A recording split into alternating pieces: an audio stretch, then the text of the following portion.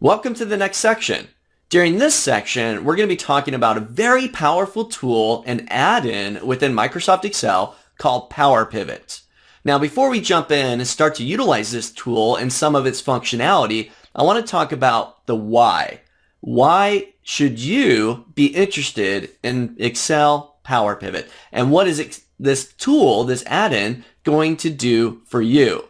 So let's talk about this first. Excel PowerPivot. The idea behind Excel PowerPivot is we get to create what we're going to refer to as data models. Data models are essentially our data. It's a list. It's really simply just that. It's a list. But through a data model, we can set up multiple lists. Take a look at the example file that I have open in front of you. This is the same one we've been using, Excel 102 exercises. And inside of here, I've got two worksheets that I want to direct your attention to. First one is customer info. The second one right next door is called order info. Now these two data sets are actually coming from an Access database. This is based on the Northwind sample database that gets shipped with Microsoft Access. I've just imported this data directly into this Excel document. Now, back inside the database, this is two separate tables, customer info and order info, but they are related data. There's some type of relationship between these two sets of data. For example, I've got customers, and inside of here, my first customer, Alf key, the customer ID there, Alfred's, and all the contact information for that customer, relates to multiple orders found inside of this list here. If I were to go up to the customer ID column inside of order info and sort by this, I'll just do a quick little ascending sort, we can see that there are, how many is that? 6 records related back to that Alf key customer, which is back inside the customer info worksheet. So there is a relationship between these two bits of data. Customers, and those customers have orders. Now, I want to be able to report off of this data, but this is two separate bits of data. Well, you know what? Through PowerPivot, we can create a data model that holds both of these lists, customer info and order info, and we can create a relationship between these two sets of data. Because both customer info and order info contain a customer ID, we have a common value that we can relate through. Now, why is this important? Well, take a look. What if I jump over to the customer info list, I click into that list, and I want to create a pivot table. So I go up to my Insert tab, I go to create a pivot table. All right, I'm going to go ahead and grab that range as my customer info. I'm going to create a new worksheet. I'll hit OK. Now I've got a new worksheet here, but I've only got the customer info data a part of this pivot table. I need the order info as well because I want to be able to create a report based off of both of that information. Well, down below, there's an option for more tables. That sounds useful. There's another table I want. It's called order info. So I'll give that button a click. More tables. Oh, create a new pivot table. Do I want to create a new pivot table? No, not really. I don't want to create a new pivot table. I just want one pivot table that holds multiple sources. Ooh, to use multiple tables in your analysis, a new pivot table needs to be created using the data model. So I've got to create a data model first, which holds both of these sets of data, create the relationship between them, and then create the pivot table. This is why this is so important and so powerful. We can now take multiple sets of data, whether they live inside of Excel or outside. We can reach out to other databases or online services and input that data into a data model within our Excel document and then report off of that data and create relationships between multiple sets of data. So let's try this out. Let's see how the Excel Power Pivot table works inside of this course here. Before you can start using the Microsoft Excel add-in Power Pivot, you've got to activate it inside of your version of Microsoft Excel. And this is really simple to do. I'm going to walk you through just a couple of steps here, and you'll get the Power Pivot tab inside of your Excel ribbon. So what we need to do is we're going to hop up to our File tab. We're going to go down into Options, File to Options. Now, inside the options window, there's all sorts of features in here, and I would highly recommend, if you don't spend much time in here, to jump into the options window and see what's available to you. Really, it's a bunch of preferences that you can set in regards to Excel. Now, for the Power Pivot add-in, down the left-hand side, we're going to go to Add-ins. Now, inside of my copy of Excel that you have open in front of you, I've already got the Power Pivot plugin activated. It's already there. Now for you, it probably already isn't active. So what you're going to need to do is go down to the bottom of the add-ins window. I'm going to change it from Manage Excel Add-ins to Manage COM Add-ins. And I'm going to hit the Go button. So this is going to open up an additional window where I get my COM add-ins. And you want to make sure that you check the option for Microsoft Office Power Pivot for whatever version you have. 2013, 2010, 2016, whatever it is. Just make sure that that check mark is turned on. Once it's activated, you can go ahead and hit OK. Now you may need to close Excel and reopen it. Once you've done that, you'll then get the Power Pivot tab on your ribbon. So try this out for me. Open up Excel, go to the File tab, go down to Options down the left-hand side. Inside the Options window, go to Add-ins and activate the COM add-ins. Inside of there, you'll activate the Excel Power Pivot add-in. Again, hit OK, close Excel, reopen, and the Power Pivot tab should be available for you.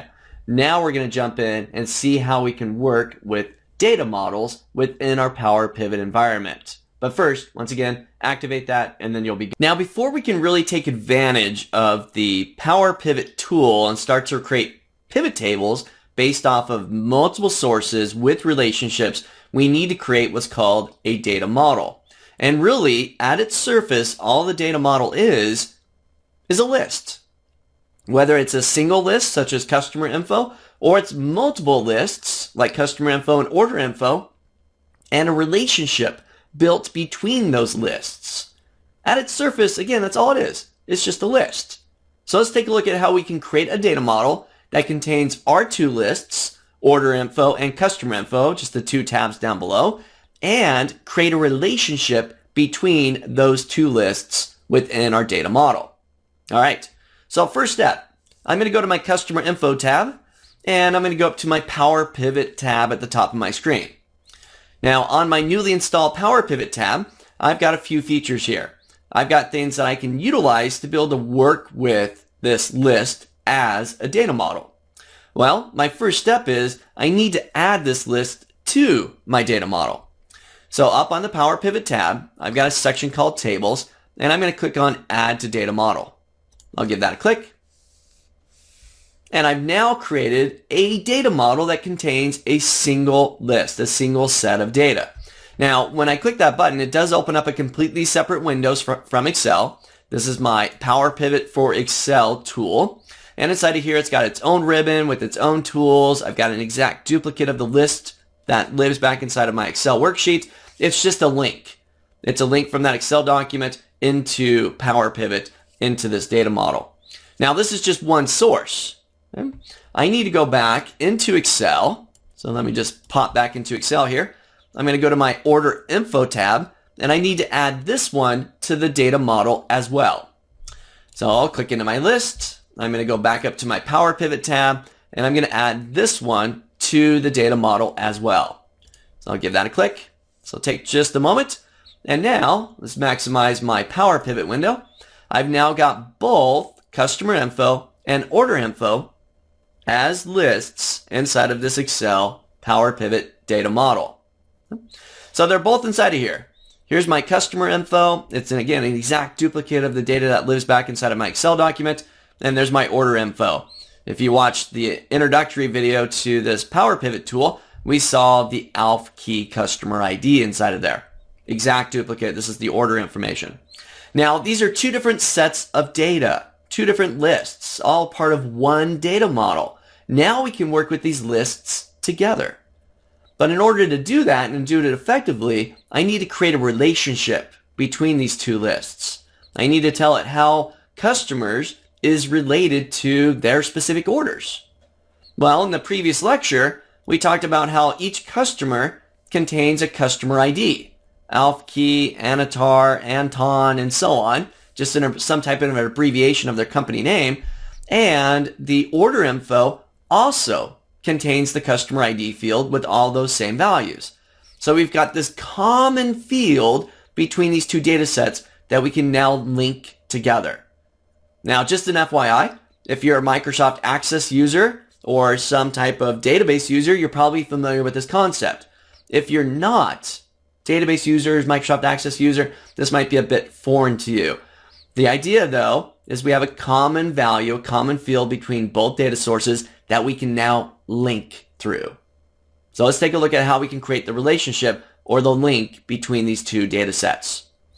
So now, inside of my Power Pivot tool, I'm going to change the way I'm viewing my data model. On the Home tab, top of my screen, far right, you got a section called View. And I'm currently looking at it as Data View. It's much like Excel. I'm just looking at the data sets. Well, just to the right of that, I've got my Diagram View. And I'll give that a click. This is going to take me into what they refer to as Diagram View, where I can see the two different data sets or the two different tables. Just expanding these out so I can see all of the fields. This is just all the column headers, all the fields that live in those two lists.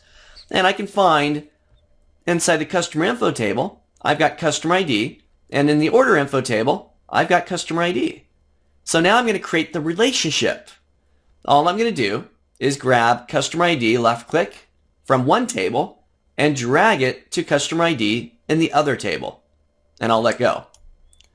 Give it just a moment, and I have now created a relationship between these two tables. It's as simple as that. I've added the data sets to the data model through Power Pivot. I've got two different data sets in there, customer info, order info. I can go back to data view to be able to see this data. Once I've got the data sets in the data model, I can then create the relationships. I can go to diagram view, just click and drag. You're grabbing those common fields that exist inside of both data sets and just linking them. Drag and drop. You've created the relationship. So we've now created a data model. I can close out of the Excel Power Pivot tool, get back into Excel. Now behind the scenes, we've got this data model that I can now start to report off of. And that's what we're going to talk about next. But first, try this out. Open up the exercise file, create the data model through your Power Pivot tool. Just add the customer info, add the order info to your data model, and then go into the diagram view and create the relationship. So try that first.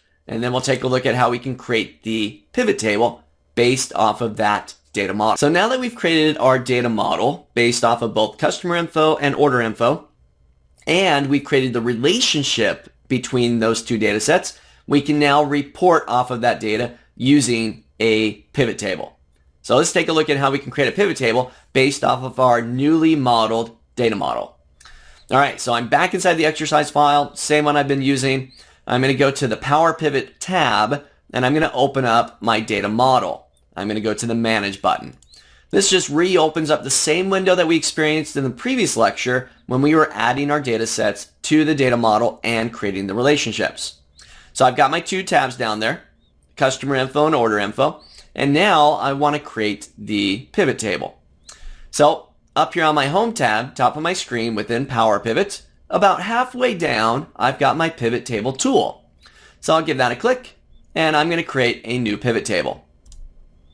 All right, so Excel kind of takes over from here. I'm moving away from the data model window or the Power Pivot window, and now I'm back inside of the Excel application. Looks a little bit different than what we experienced creating the standard pivot table, but first step, I'm going to tell it, hey, I'm going to put this into a new worksheet. I'll hit OK. I've got my new sheet down below. I'll go ahead and give that a double click just to rename this. Let's double click that sheet 7 or whatever number you got there. And I'll call this model pivot table, just so I recognize it. This is the one we're working with. So now looking over into our pivot table field list, I can see that I've got my two tables in there. I've got the customer info table with all the fields from that customer info section. And I've got my order info table in there as well, with all the fields from that table. And they're related to one another. Let's just try creating a simple pivot table based off of these multiple sets of data through our data model. So let's say from the customer info table, I'd like to get their country. I'm just going to left click, drag that to the rows, and I've now got all the countries for all my various customers. All right, now that's coming from the customer info table. Let's close that up. From the order table, I want to know, I want to do something about their freight. Let's get an average freight for these different countries. So I'll grab freight, drag that down to the value section. What do we get by default? This is a numeric value. Didn't average it, it summed it. Look at that, sum of freight. That's great. Now I've got total freight by country. 2 different data sets. One from customers, one from orders. But because of the data model, we can combine them, create the relationships, and then report off of it. Now, you know what? I don't want sum of freight. Let's change that. So I'll give that a left click. Let's do value field settings, and I'll change that to an average. Let's find out our average cost for freight for these different countries for our different customers. So it's as simple as that, but a very powerful tool that we can grab data sets or lists, whether they're from Excel or from some other source, some other database, online services. We can create relationships between them, and now we can create our pivot tables. So try this out. Get your data model going, get your 2 sets of data in there, create the relationships, and then launch the pivot table tool from your Power Pivot window. So we've seen creating a data model, creating relationships between the various data sets within the data model, and we've seen creating a pivot table based off of that data model. Now let's take a look at getting back into the data model and creating calculations within the data model environment. Let's take a look. I've got the example file back open here. I'm still sitting on the newly created pivot table based off of the data model that we've created. I'm going to go up to my Power Pivot tab, and on the far left, I'm going to go back into Manage. This will reopen up the Power Pivot environment where I've got my multiple data sets and the relationship. So now I want to create some calculations based off of this data. We've seen how to create calculations inside of a pivot table, but that's in the pivot table environment. That's not a part of our data model. So I'm currently on the Order Info tab within my data model. And I can see all my data up above. Down below, I've got a few rows that are really reserved for calculations that I want to create based off of this data. For example, we saw how we can create an average freight back inside of the pivot table environment. But let's take a look at how you can do an average freight within the data model. So I'm going to hop over to my freight column. Really doesn't matter where, just as long as I'm inside the freight column. Inside the freight column, I'm then going to go to my Home tab, top of my screen. Towards the far right, we got a section called Calculations. And inside of here, we've got an Auto Sum button. Now, if I go to the little drop-down arrow right next door, there are multiple different auto calculations that we can create. And one of them is average. I'll go ahead and select average. And I've now got an average freight, right, of that column, which is $72 and roughly 24 cents. Average freight among all the orders within this data set. Just a couple clicks of the mouse, nothing big. You know, maybe I want to count how many employees we have inside of here, or how many customers have placed orders inside of this orders table. Or maybe I don't want to get an average freight, I want to get a sum of freight. Or I want to count how many different times we use different shipping methods. You know, there's multiple things we could do here, but we can perform calculations. And all you need to do, click into the column, hop up to Home, go over to your Auto Sum button, and pick your choice. Let's say in this case, I'm going to do a distinct count. I want to know how many different shipping methods or ship via methods we have. So I'm going to say distinct count. And I'm going to expand that column out so we can see the results here. Keep it going. And we've got 3 different shipping methods. They're really just 1, 2, and 3. Now that's a distinct count. If I did just a count, I believe that there's 830 records inside of here. I can look in the lower left-hand corner. One of 830. There are 830 different ship via, not distinct, but ship via values inside this data set. So again, really simple. Just click in the column, head to Home, go to Auto Sum, pick your calculation. Simple, simple. Now we're going to take this a step further in the next lecture and utilize these calculations to create KPIs. So hold on, try this out first, and then we'll jump into the next discussion. So we've created calculations in two different spots within our Excel document. We've created calculations inside of the pivot table. We did an average of the freight, and we did the exact same thing inside of our data model through the Power Pivot tool. Now, one of the benefits of creating calculations such as the average freight or the count of ship via inside of the data model is we can now create KPIs or key performance indicators based on those calculations. So for example, I want to be able to take this average freight here, which is $72 and roughly 24 cents, and get the average, not for the entire set of orders, but perhaps for various countries. What was the average for USA versus Canada versus Brazil versus France and so on, right? But now I want to set up some thresholds. And I want to say if we've got more than $60 that are going out to any one country as an average freight, then we're doing something wrong. That should get a low mark. Okay? If we're below $15 or below going out average to any country, then we're doing really well. Okay? We want the lower freight. This will reward our customers, right? So we're going to set up a KPI that holds some thresholds, a high value, a low value, and get back some indicators, some little graphical indicators letting us know how well that average freight for that country is performing within our thresholds. So take a look. This is how you create KPIs, key performance indicators, within your Excel data models through the Power Pivot tool. So first step, you've got to have the calculation. So I've already created the average freight, $72 and roughly 24 cents. I'm going to right-click on that new calculation, and one of my right-click options here is to create a KPI. I'll give that a click. This is going to open up my interface to be able to set up the actual KPI. This is essentially where you're going to set up those thresholds, right? What's your maximum value? What's your minimum value? What's your goal, essentially? Where are you trying to get to? Okay, and your bottom value, right, where you don't really want to be. So you've got two ways to be able to define the target. This is where we want to be. I can do it based on a calculated field, meaning another calculated field back here inside of my data model, or I could do it based off of an absolute value. Now, the only other calculated field that I have here is the distinct count of ship via methods. So I'm not going to use that. So I'm going to say an absolute value, defaulted me to 100. I can see that my range, kind of my threshold down below, ranges from 0 to 40. If the average freight is somewhere between 0 and 40, I'm in the red. If it's above 40 but below 80, then we're in the yellow. If it's above 80, then I'm in the green. Now for me, I'm thinking of my customers, right? Customers come first. I shouldn't be charging them more for shipping their products, right? Customers are going to be happier if I charge them less.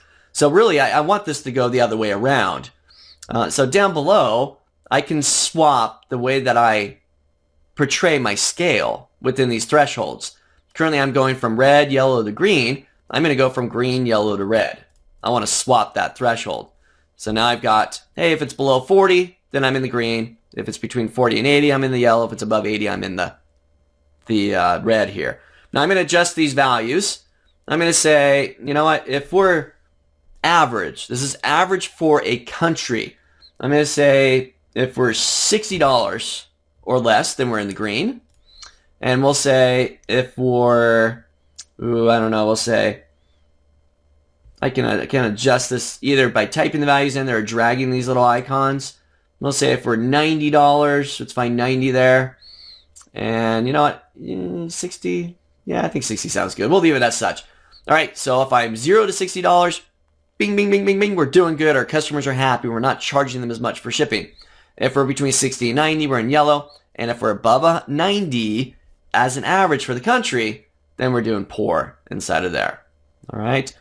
So I'm going to go ahead and hit OK. So I've now created the KPI inside of there. I can see the little KPI marker down there next to my calculation. But we're really not taking full advantage of this just yet. All we've done is created the calculation and set up the KPI. Now let's actually put this into our report. So I'm going to close my Power Pivot window. We'll get back to Excel. There's my pivot table. I've already got the countries out there. I've already got the average of freight. But now I want to bring in the KPI so I can see how well we're doing. So I'm going to go hop over to my pivot table field list, open up the order info table, and scroll down. I've now got my average of freight with the KPI. I'll open that up. I've got three things in there. The value, which is what I already have out here.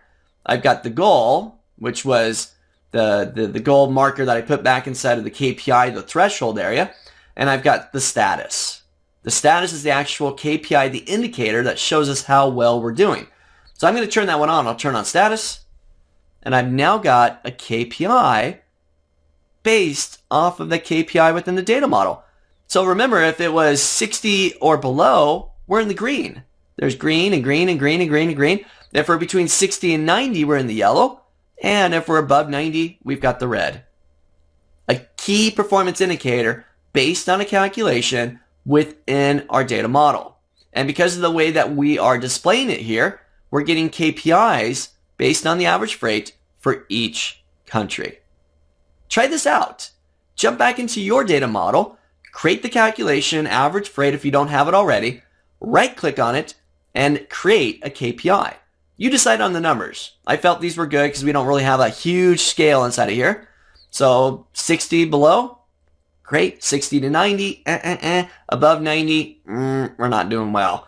So try this out. Set up your KPI within your data model and then incorporate it into your pivot.